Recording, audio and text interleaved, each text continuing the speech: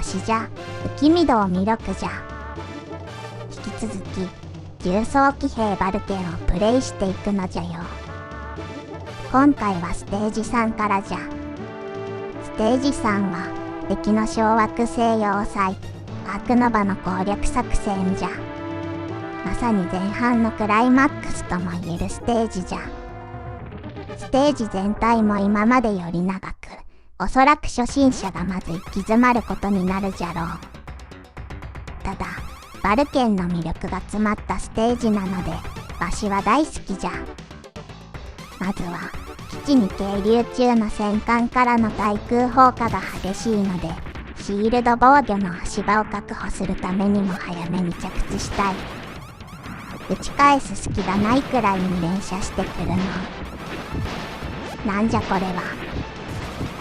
反撃できないではないか、これでは。とりあえず、仕切り直すのじゃよ。この辺りは、実は無重力なので、うっかりしていると実は着地していなくてシールド防御できなかった、ということがよくあるので注意するのじゃ。砲台、地味にうざいの。焦らずに、シールド防御を使いながら確実に前進するのじゃ。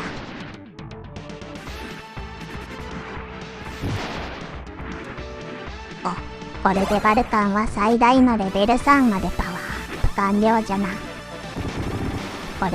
この誘導レーザーを掘ってくる砲台が厄介なんじゃよ。この誘導レーザーは結構判定が長時間あるので、しっかり防御するのじゃ。誘導レーザーはあちこちに設置されているので、場所を把握しておくと良いぞ。余談じゃが、本作のプロデューサー土田敏郎氏は、後にフロントミッションというロボットものの SRPG を手掛けている。設定がバルケンと少し似ていて、こちらも未来世界が舞台で、太平洋周辺の連合国とユーラシア大陸中心の連合国の戦いなのじゃ。ある意味、重装騎兵シリーズとフロントミッションシリーズは兄弟みたいなものかもしれぬな。別にこちらは行かなくてもよかったのじゃ。とはいえ、この爆発のエフェクトが気持ちよくて、なんとなくすべて破壊して回りたくなるのじゃ。この拡大爆発エフェクトは豪快で癖になるの。バルカンもレベル2以降になると反射するようになるので、これもうまく使いこなしていくのじゃ。一応、パンチも強化しておくかの。貴重なパワーアップアイテムを無駄にするのも、もったいないのじゃ。時々仲間からの通信が入るのじゃが、実際に仲間の機体が NPC 的に戦っているのが見られると嬉しかったのじゃ。レイノスではあったのじゃが、バルケンでは技術的に難しかったらしい。ここの誘導レーザーが面倒じゃ。シールド防御できないので、うまくかわしながら撃破するしかない。強引に突っ込むと、実は後ろにももう1台いるという罠なのじゃよ。爆発のエフェクトで相手の攻撃が見づらくなるというのも、ある意味リアルじゃな。最後にまたもう1台、誘導レーザーがあるので注意じゃ。やっと基地内に突入じゃ。基地への突入はやはりローラーダッシュじゃな。ここからの後半戦がまた長いのじゃ。基地内ということで、兵士が生身で攻撃してくるというのは結構衝撃的じゃ。しかも普通に倒せてしまうし、的が小さいので油断すると意外とダメージも食らってしまうのじゃ。なので本当はローラーダッシュで駆け抜けたいところじゃが、慎重に進むのじゃよ。ここはいわゆる中ボスじゃな。回転する砲台のどちらかを破壊すればよいのじゃ。まあそんなに攻撃も激しくないので、無理はせずに防御しながら確確実に当てていけば問題ないぞ。なんか敵の弾が長ネギみたいじゃよね。片方の砲台を破壊すると、残り片方の砲台で床を破壊してくれて先に進めるという仕掛けなんじゃが、最初はなんだかよくわからなくて、どうやって先に進むのかと思ったのじゃよ。ここでも生身の兵士からの攻撃だ。敵も切羽詰まっている感じが伝わってくるのじゃ。中ボス後のエリアで注意したいのは、なんといっても浮遊嫌いじゃ。的が小さくて見にくい上に、じわじわといつの間にかじきに近づいてくるのじゃ。当たるとダメージが大きいのと、結構数が多いので、下手するとボコボコにされてしまうのじゃ。こんな感じで、無理をせずにしっかり距離をとって確実に撃破していくのがおすすめじゃ。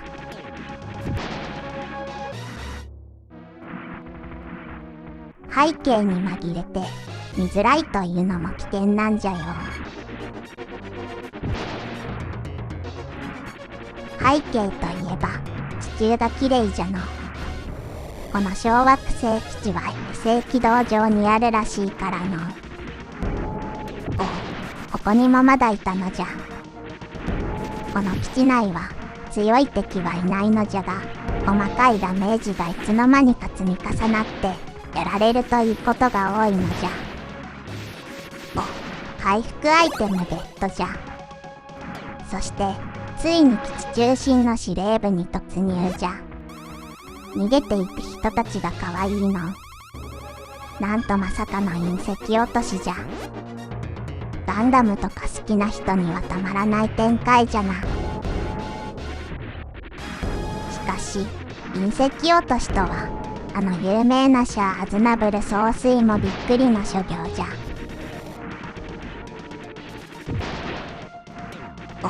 まだここにも嫌いが残っていたのじゃ。食らってしまったのじゃ。ここは雑魚敵を倒しながら左側に向かうのが正解じゃ。この下の大型ミサイルが通過する方向から進むルートもあるので、お好みで選ぶと良いぞ。緊迫感でゾクゾクするシチュエーションじゃの。そしてこの後に及んでまだ攻撃してくる生身の兵士たちがいるのじゃ。戦争の悲しさじゃな。この狭い通路で嫌いを相手するのはちょっときついんじゃよな。うじゃうじゃ嫌いがいるのじゃよ。あいたたた、また食らったのじゃ。逃げ場がないのでショット角度をしっかり調整して当てていきたいところじゃ。この辺りなら十分スペースがあるので、ありゃ。やれやれ、なんとか片付いたのじゃ。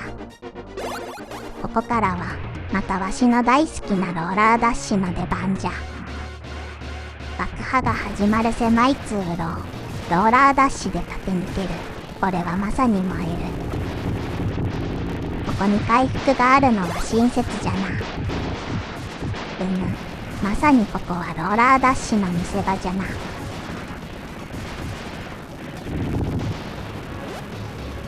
ようやくボス戦じゃな。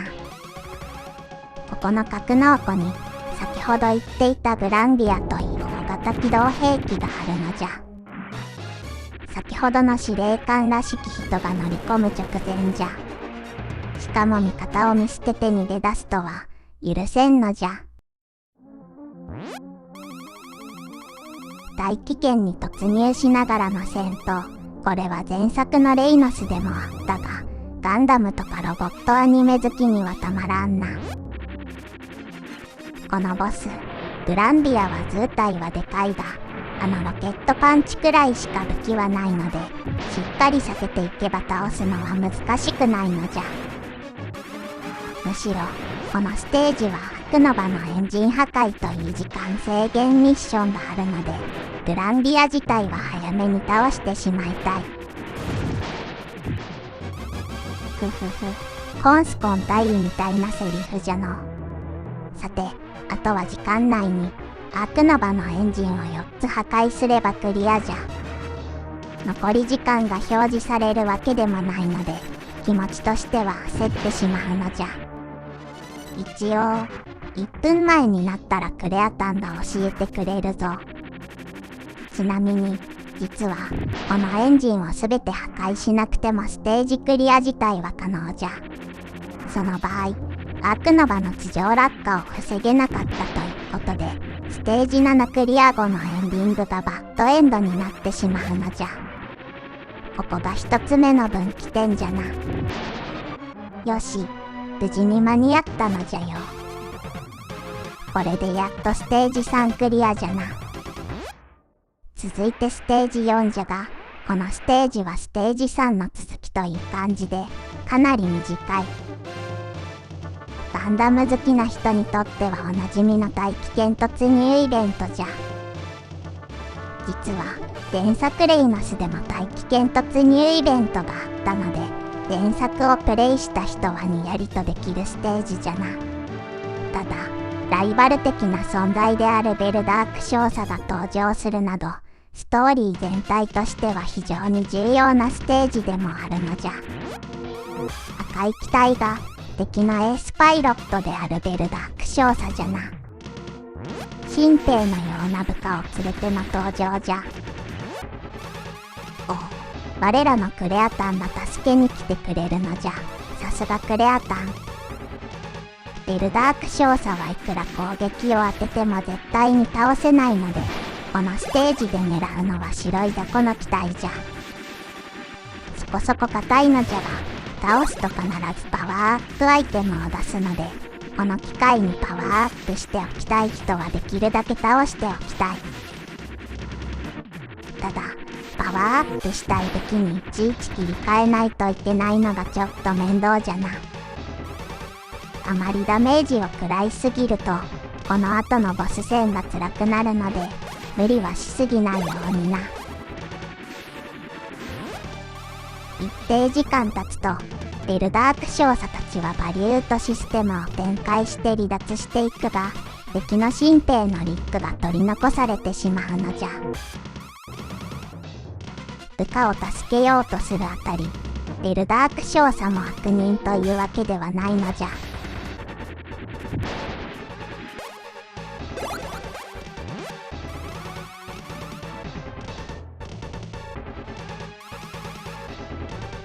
極限状況では敵も味方もないトリックを助けるジェイクたち。これはいい話じゃ。前作レイノスのドーザリーの悲劇を思い出すな。さて、あとはボス戦だけじゃ。この大気圏ギリギリで戦艦に乗って地上に降りるのってファーストガンダムっぽいな。もうバーシスもボロボロじゃな。いつも最前線に突入しているから仕方ないのじゃ。我らのクレアタンも無事でよかったのじゃ。クレアタンの心配が優先で、艦長とか他のメンバーを気にしていないのはジェイクも困ったもんじゃな。また敵が迫っているようで一息つく暇もないの。ハーマンとカーツが出撃じゃ。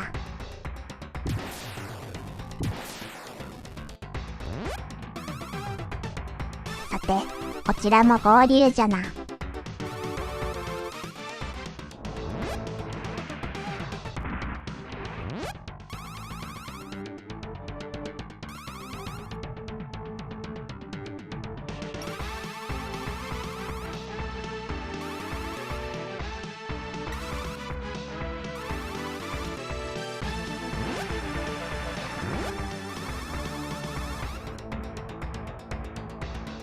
なんと、ここで同僚のハーマンが戦死してしまうのじゃ。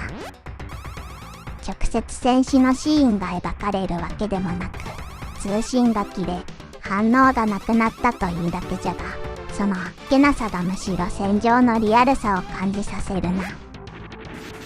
しかも、ハーマンを手にかけたのは、ジェイクが助けた敵兵士を回収しに来たベルダーク少佐というのが皮肉じゃな。ここからジェイクとベルダーク少佐の因縁が始まるのじゃ。このリックにしてみれば、わざわざ危険を冒して助けに来てくれた優しい上司なんじゃよな。とりあえずベルダーク少佐の機体に一定ダメージを与えれば、このボス戦は終わりじゃ。戦友を失った悲しみに浸る間もなく、次のステージに続くのじゃよ。では次回もよろしくな。